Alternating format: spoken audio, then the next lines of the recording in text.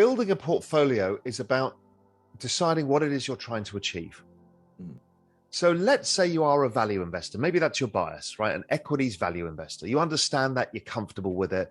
You're comfortable with trading the commodity cycle because you know how commodity stocks trade and that. Absolutely fine. That's your core abilities. Okay, but you've got to think about that 13% hurdle. Are you going to do it? Now, you might be able to, you might not. The issue is if you overly diversify, you almost certainly won't. Which is the opposite of what the industry tells you. I think you're better off to become an expert on what you know.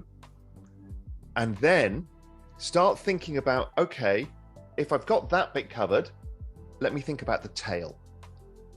Maybe I should just have some exposure to this new world, the bit that I don't understand. But if I put some on, I will begin to learn because I have to, because it's in my P&L now. And I found that that's tremendously helpful.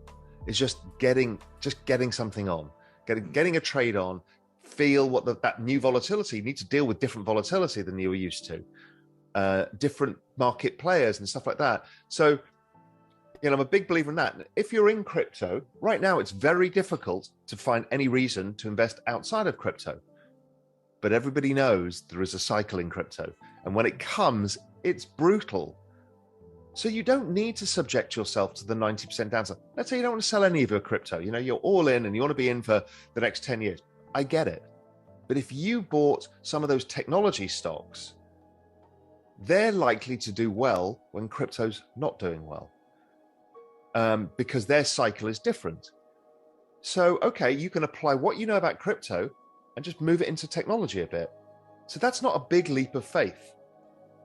You're probably unlikely to be a value investor because it requires a very different mindset.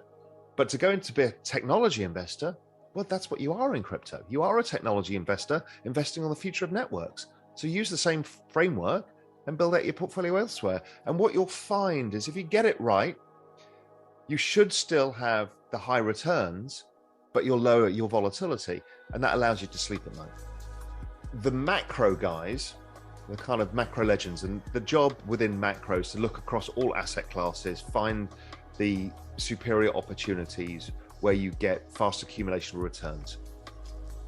Almost all of them are moving, either partially or fully. Now, if you've got a big fund, you can't, but their PA accounts are all crypto right now.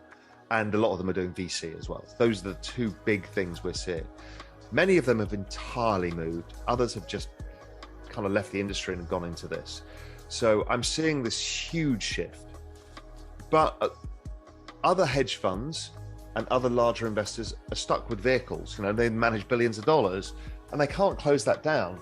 But they are all coming across. And I had a global macro investor roundtable with a bunch of my members, virtual one last week, and almost all of them are now going out the risk curve in technology.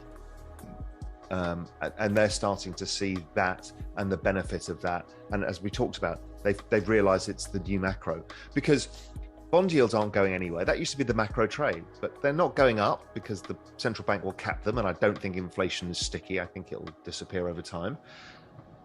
Currency markets is now so stable that I think the central banks want it to be stable. They don't want anything to blow up.